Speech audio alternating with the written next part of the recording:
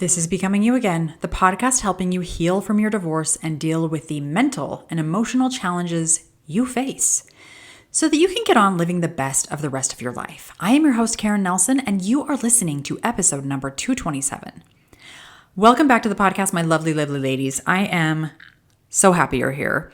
This episode and next week's episode are going to be throwback episodes to some of the most popular episodes that I have because let's be real, sometimes we got to take a little vacation from doing a podcast every single week. So I do this typically once, sometimes twice a year, but typically once a year. And since it's summertime, I thought, okay, I think it's time to have another throwback episode.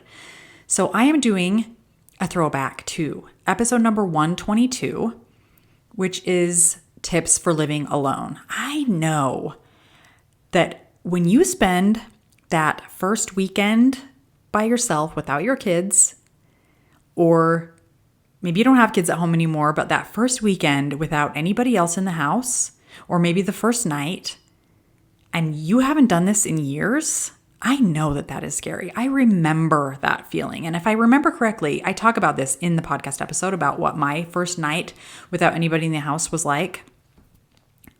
But I have like 5 or 6 tips in this podcast episode that walk you through how to support yourself mentally and emotionally to get through what can typically be a very scary, a very off-putting experience that you're for sure going to have if you're going through a divorce or if you're divorced.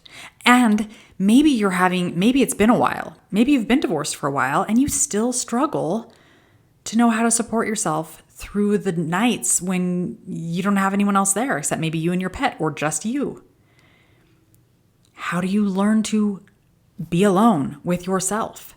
If you've never had to do it or you haven't done it in a very, very, very long time, that can be very off-putting.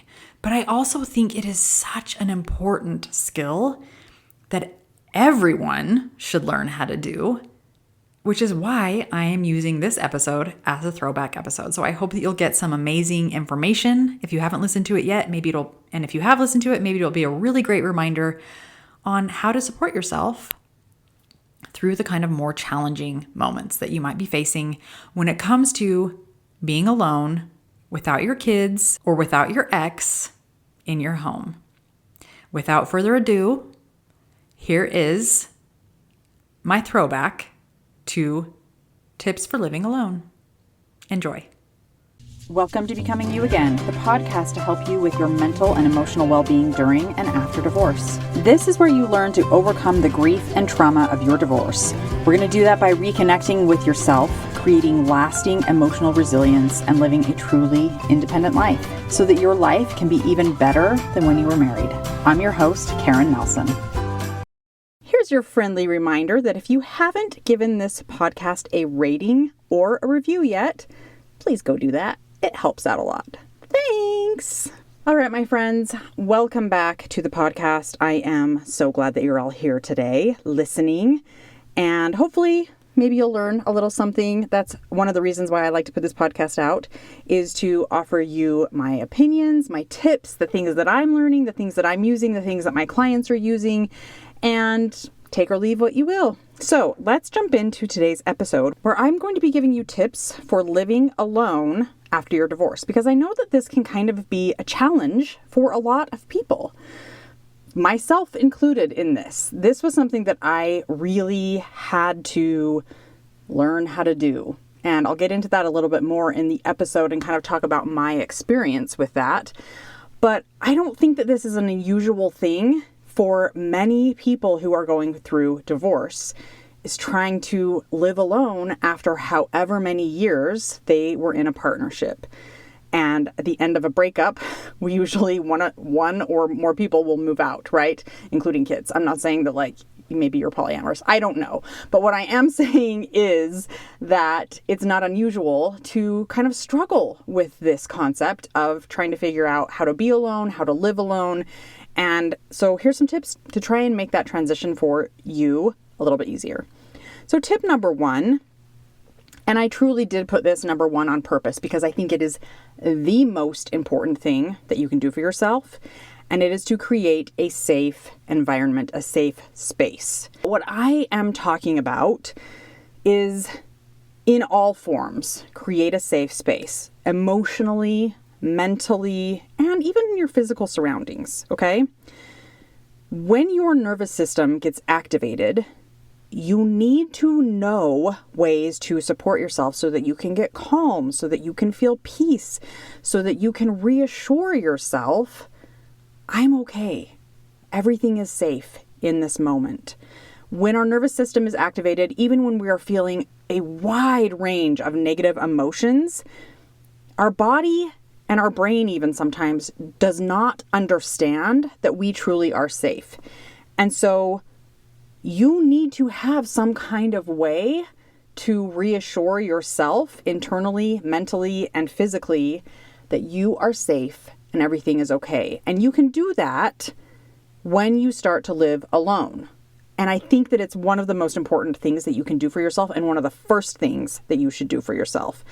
So what is your safety plan? And I don't mean like, do you have a rope that's going to get you out of an upstairs window if there's a fire? Although that is important. You should definitely think about those kinds of things, right?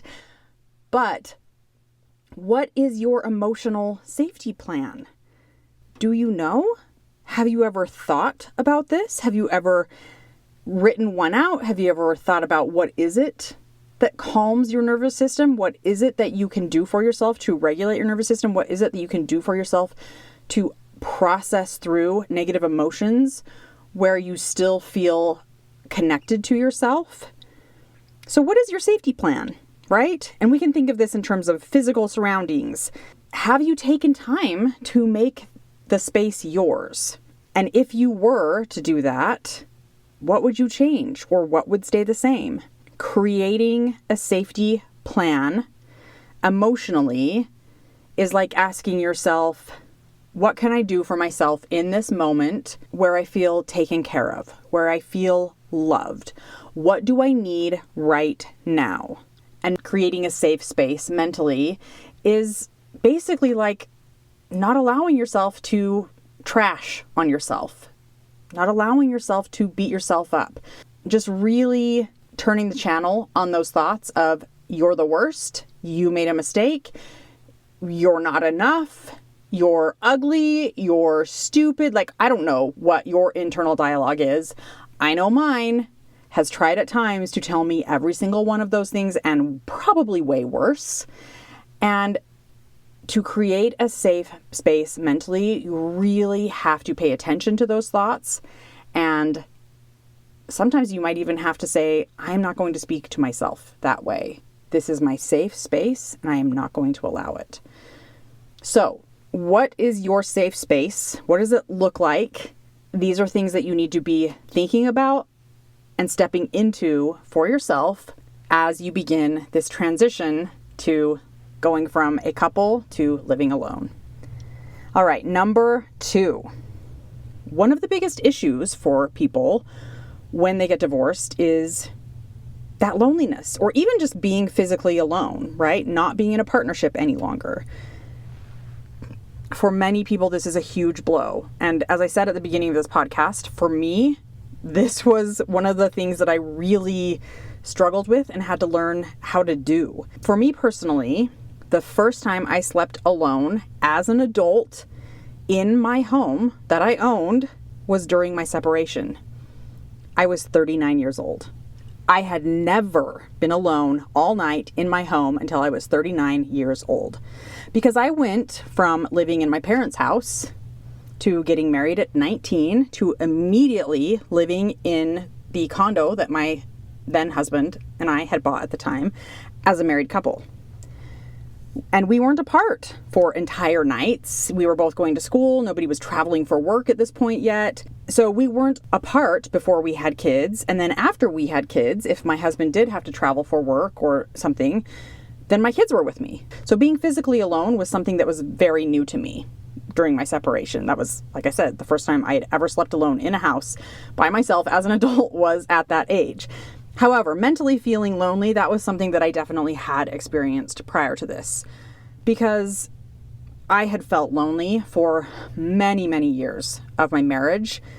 and I was surrounded by kids and I had a husband. And so that to me, I was a little more used to feeling, but the actual being alone in the space was very new to me. And I know that is the case for so many of us, right? Maybe there's been times when you've been alone in your house, but now your kids aren't there half the time. And that also is like something that you kind of have to learn to live with. You have to learn to deal with. For me, and I know for many of you, it's this combination of like actually being alone, but then also feeling lonely. And those two things together can feel very new and very scary. So the thing that has helped me most, and what I teach my clients to do, is to notice when they feel lonely and then identify what you need in those moments. Because the more you can tune in with yourself and your needs, the easier it's going to be to ask, what do I need in this moment? And then really step into giving whatever you answer to yourself. And then you'll start to know the answers. You'll be able to recognize the answer so much faster and so much easier the more you ask and are willing to step up and give yourself what you need. There have been times in my past when I have felt lonely and what I needed was to just like allow myself to cry as hard as I could. Some people will call it the ugly cry, right? You're just like sobbing and then wrap myself up in a blanket and fall asleep. That was what I needed in that moment. Maybe that's the case for you too, but you have to ask. You have to be willing to ask yourself, what feels loving to me in this moment? What do I need in this moment to give myself the most support? I have had clients who what they really needed was to listen to a really great book while they cleaned their house. If you're looking for a really good book, I would highly recommend Lessons in Chemistry or The Midnight Library. Those are two really amazing books that are fiction that will fly by and will make you empowered in your own life, and they're super entertaining and great. To go along with that, I once heard someone say, and I literally don't know who said this. I probably read it somewhere. I actually didn't hear it, but I don't know. I can't attribute who said this, but it's something like, you'll never be alone if you have the company of a good book. And I think that's something to remember. If we have these really great characters that we feel connected to, and that can be a very connective, healing thing, especially when we are kind of feeling lonely. I have clients who listen to some amazing music, like a really great playlist while they cleaned or while they go for a walk or while they lay in the bathtub. I have clients who have learned to recognize that when they are feeling very lonely, that what they really need is to be around other people, whether it's family or friends, or really just being out in the community.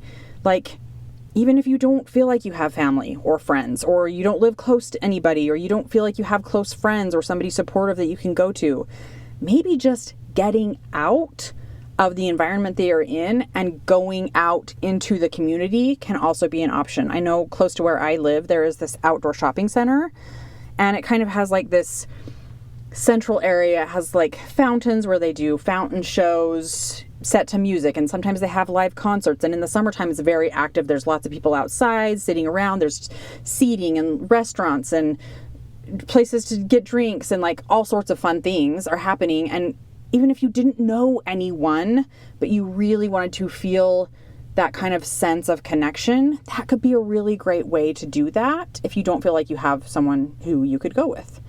Figure out when you are feeling lonely and ask yourself what you need in those moments, and get really clear about answering that question and then giving yourself that thing that you need. And it might change. It may not stay the same every time you ask. I know for me, definitely doesn't stay the same.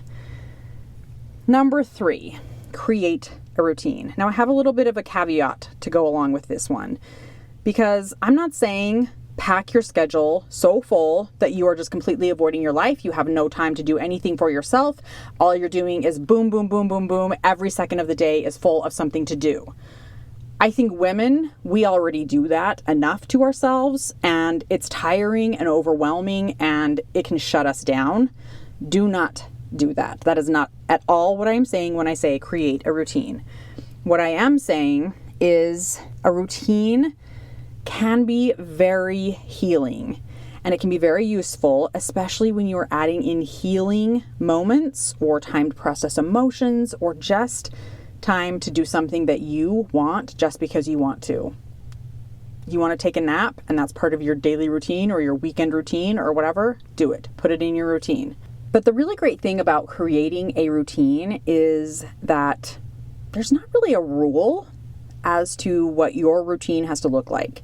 There's no baseline. There's no person saying, no, your routine needs to look this way to be able to heal. It doesn't. It can look whatever way you want.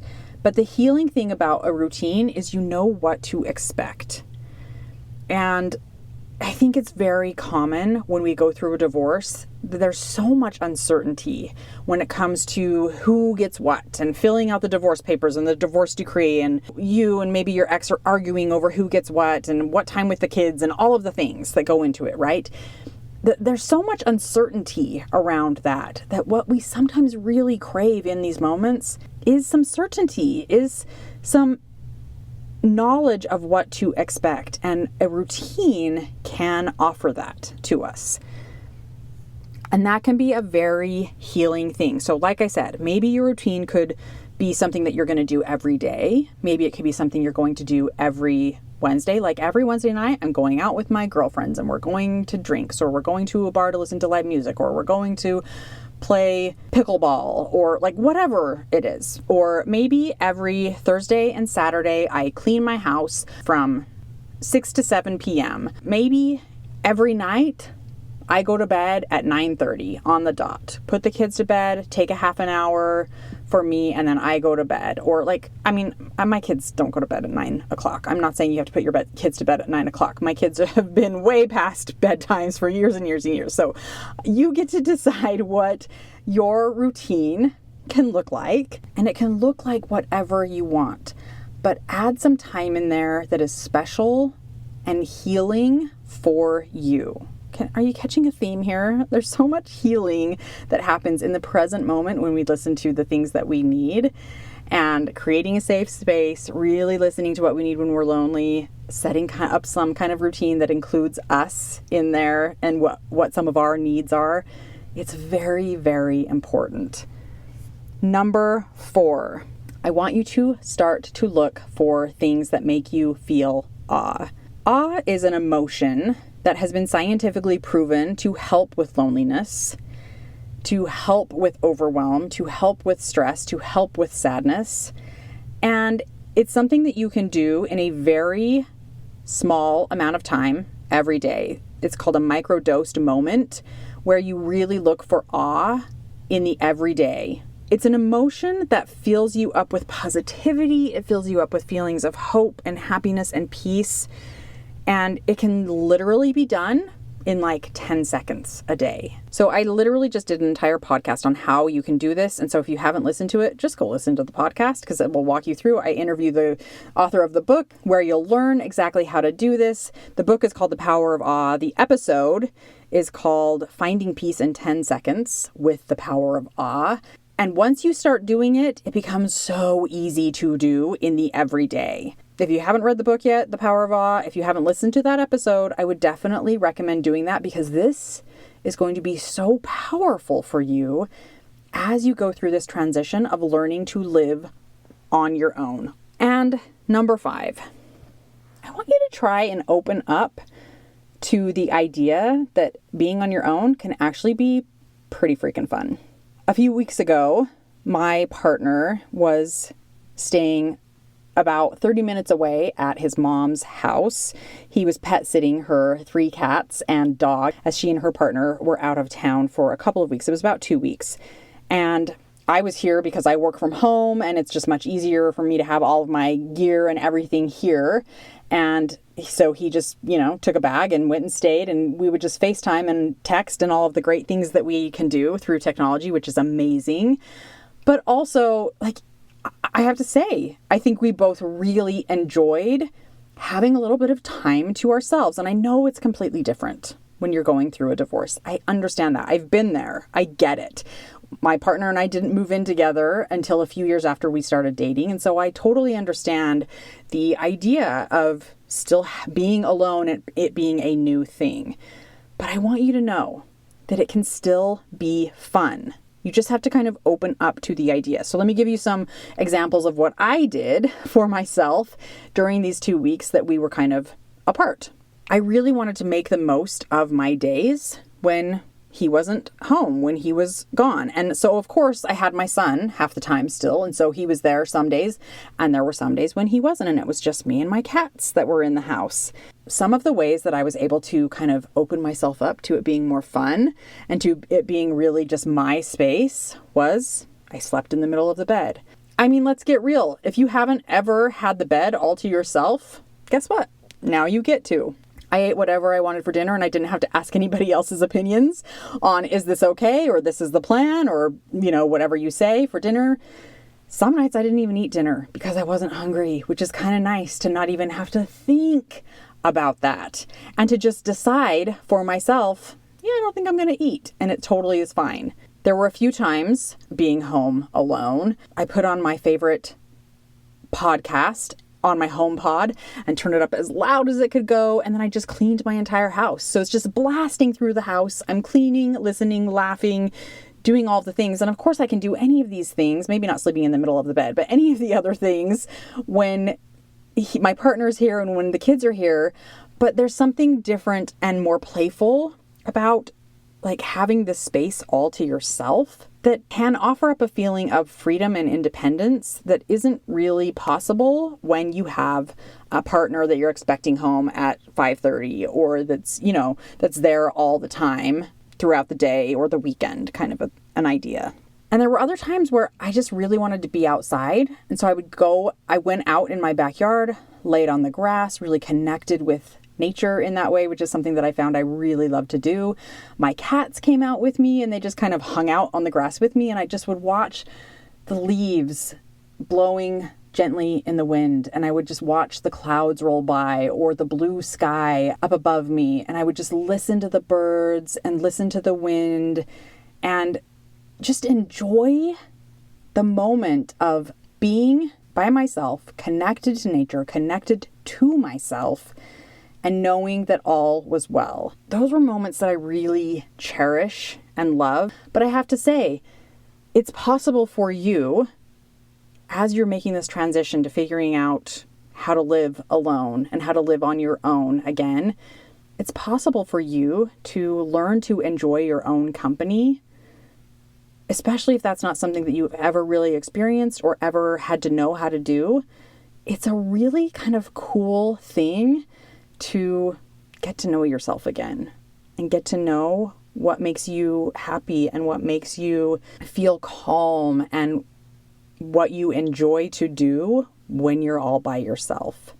And yours probably aren't going to look anything like mine, and that's totally okay. But just taking the time and opening yourself up to this idea that it could be actually really fun. What would that look like for you? All right, my friends, I hope these tips help you as you are going through this transition of living together with a partner and now living alone. You've got this.